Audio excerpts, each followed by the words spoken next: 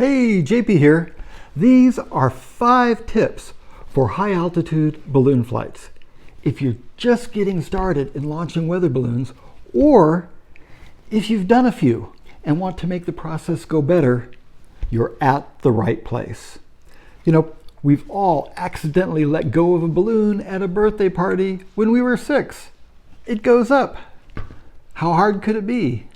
Well, from being 6 years old till now, launch morning arrives and it's helium, vehicle weight, measuring lift. Is the telemetry okay? Are the batteries charged? And then the wind is picking up. And has anybody seen the tape? My point is, it gets complicated. You really are running a mini space program. Well, take a deep breath. There really are a few simple things that will make your balloon launches easier and even make you feel like a pro. These 5 things will seem small, and they are. But trust me, coming from one who's been there, they are all game changers. And there's an extra bonus tip at the end, and that may be the most important one of all. Okay, number 1, the nozzle insert. This is the number 1 game changer for success with launching weather balloons. Sometimes it's the smallest things that change everything. And in this case, it's just a little tube. This is a nozzle insert. It's just a short tube with a notch made out of masking tape wrapped around it. Like the name says, the nozzle insert goes inside the nozzle of your balloon. It does a bunch of critical things for you. It gives you an anchor for both your payload and for the fill. It's an anchor that leaves the nozzle open for the fill while securing the balloon. It stays with the balloon. No more trying to pull the nozzle out at the same time trying to tie off the balloon while trying not to let go of the balloon. On top of everything else, it gives your balloon a handle. Now here is the nozzle of a 3,000 gram K-Mott balloon with the nozzle insert inside. Okay, to see how that works, check out the drawing. The attachment point to the payload goes above the notch. Now we use quick ties for attachments. It just wraps around and slides in there. And that makes it easy. Now, if you were to have X-ray vision and could see through the balloon nozzle, it would look something like this, where the quick ties would around, you'd slide them in, and that's your attachment point. This setup lets you attach your rigging to the balloon before you even start filling the balloon.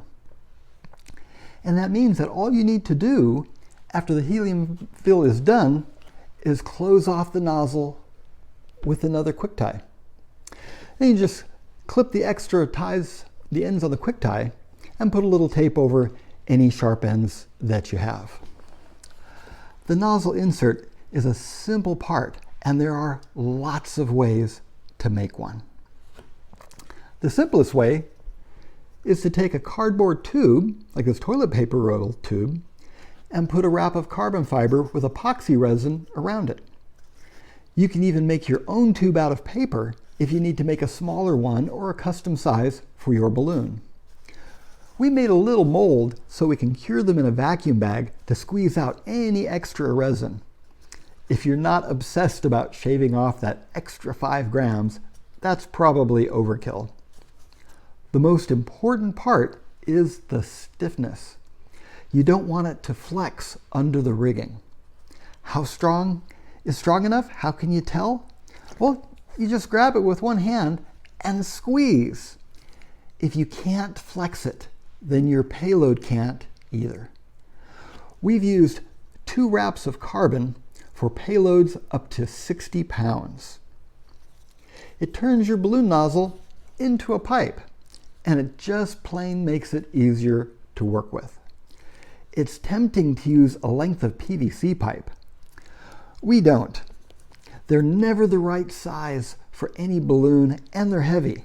And the thickness makes it harder to get the helium fill line in on smaller balloons. Although I must say, some people do make them work.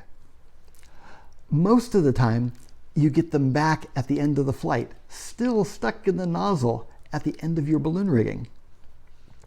However, if you cut your balloon away, then you'll need to make another one. I make 5 or 6 of them at a time, so there's never need to worry about it. And then I also have spares and pass them out when we're flying with other balloon teams. We've done over 180 flights with nozzle inserts, and it has never failed. Make them. Use them. Number 2, make your rigging ahead of time and make 2 sets. The rigging is the line that goes from your balloon to your platform with all the attachment hardware, the D-rings, swivels, quick ties, however you do your setup. Okay, listen up. This is important. A simple notion, but it's huge. A roll of string is not rigging. This is rigging. It's not just the string, but again, all the D-rings, quick ties, swivels, whatever you use to attach your balloon to the payload. I've made a video on how to make good rigging, and it's in the description below. But for now, the important point is not to make the rigging in the field on launch morning. Now, you've all been there. The balloon is being filled and all the launch crazies is happening all around you, and you're trying to concentrate on how to tie a knot. Do yourself a favor.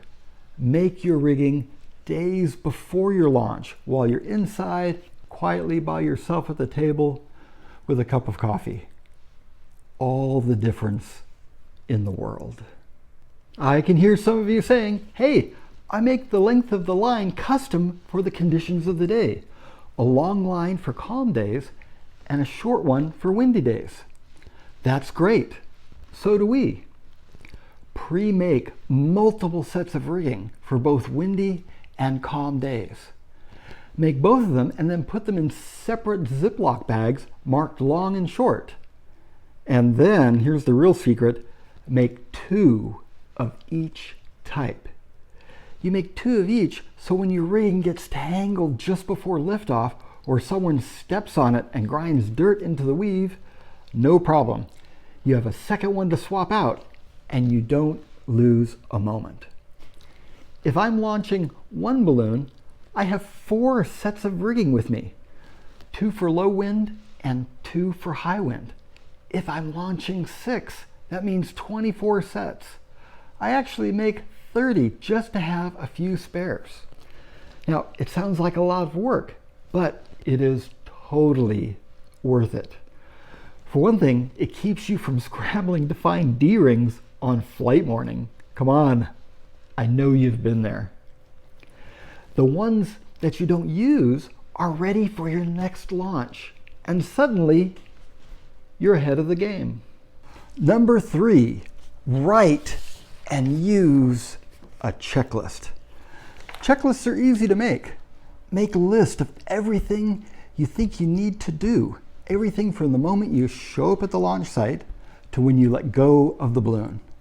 Don't worry about the wording or proper English, just get it down. On launch morning, you'll find that your first checklist is completely wrong, and that is fantastic. Line out what's wrong, scribble in what you're actually doing. The next one will be better. Your third checklist will make you look like a pro and create a smooth and relaxed launch process. Keep all those scribbled checklists. They will become part of your flight history. I have a video on tips for making your checklist. It's also in the description below. I want to send a big JP Aerospace thank you to all our Patreon supporters. You keep us flying. If you're interested in our Patreon program and want to keep us in the air, there's a link in the description below. Number 4, the big bin. This is the easiest and will save you countless tears. It will also provide the answer to the eternal balloon operator's question, where are my cutters? The answer? They're in the big bin. Buy a big bin that everything will fit into, your tools, batteries, tarps, tape, quick ties. Having it all scattered on the back seat of your car is a setup to fail. You don't want to be hunting for that one tool that slid under the seat while your balloon is filled and the wind is picking up. Also, in the rush to get on to recovery after launch, you can pile everything in the bin and straighten it out the next day. But here's the real secret. Inside the big bin, put 2 smaller bins. In one goes everything to do with the balloon, rigging, extra string, cutters, folded up tarp, and in the other, put everything to do with the payload. What do you do if something is needed in both?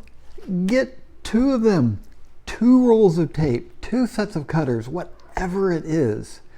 Needing to share tools on launch morning is a disaster.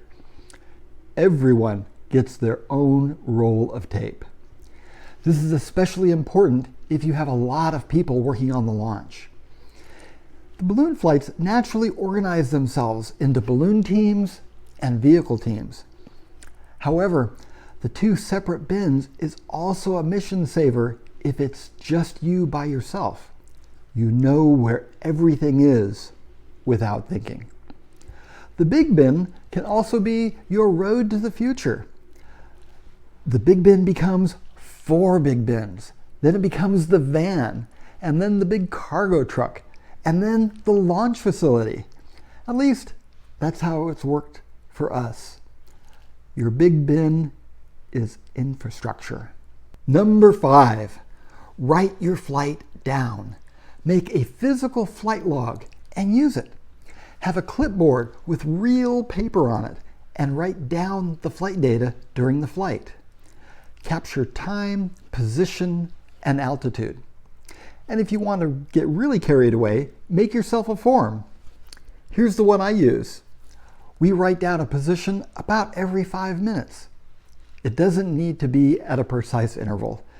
Every 5 to 6 minutes works just fine. This may seem redundant if you're logging on your laptop or recording data on board your vehicle.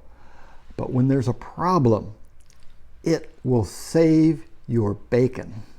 You don't want to be in a situation where you lose your balloon because you lost the file or your computer ran out of battery.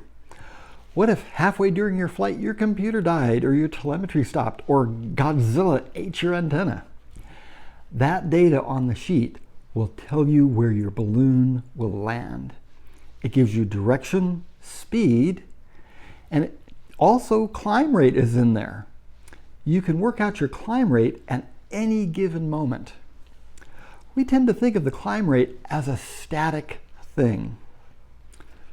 You climb at 1,000 feet per minute or 800 feet per minute and so on. But that's the average climb rate. On any given flight, your climb rate can vary between 400 and 3,000 feet per minute. It happens, and most folks flying balloons are completely unaware that their balloon is doing that. The flight log gives you that moment-by-moment information on what's going on with your balloon. Take 2 altitude readings, subtract the high from the lower, and then divide by the number of minutes in between. That's your climb rate. With that in hand, and putting all your position points on a map, you can project where it will land, even if you never hear another blip of telemetry. If you ran a sim for the landing location, compare it to the track on your log. It will always be off. How much off and which direction also can tell you where it landed. It gives you a better feel for your flight than just scanning the files afterwards. And it gives you a chance to scribble in between the readings any observations that you have. Note on the log who was on the team, What was the wind like at the launch? Anything that strikes you. Those sheets will become part of your flight history and will be priceless when planning future missions. Number 6. Whoa! This is a top 5 list. What's the 6th business? Think of it as a bonus tip. It's also the most important. We need to talk about the abort. Be ready to cancel the flight, call it off, blow the whistle, and get everybody out of the pool. The reality of flying balloons is this. If you are not ready to abort, you are not ready to fly. The wind may have picked up. Your systems may not be running right. Your telemetry is sketchy and you don't know why. Sometimes you need to make the call. And you will be surprised at how hard it can be to make the call, especially after all the effort everyone has put in. I've seen multi-million-dollar programs get go fever and plow through when they shouldn't. Sometimes they fail, and sometimes, worse, they succeed by the skin of their teeth. It's worse because it gives them a false sense that it's okay to do it that way. Then next time, somebody gets hurt, or they blow $1 million effort. This is so incredibly common. There needs to be an acronym for it. Don't fall into that trap. Before you go to the field, talk with your team about abort possibilities. What's your wind limit? What systems can fail and it still be okay to fly? And which ones do you need to call an abort? Talk about it beforehand. It's hard to impossible to have an abort discussion in the middle of the launch crazies. Have everyone understand that an abort is just as important as a launch. You don't want your team to be surprised if you need to make that call. The abort lets you come back another day. You know, if you launch a lot of balloons, you will have to do a difficult abort. That's the day that you become a true mission leader. Well, that's it. The reality is that there is 1,000 ways to fly a high altitude balloon. These are just a few of the things that work for me, and I hope they work for you too. Thank you for watching. Subscribe, and we'll see you at the edge of space. Take care. JP Aerospace, America's other space program.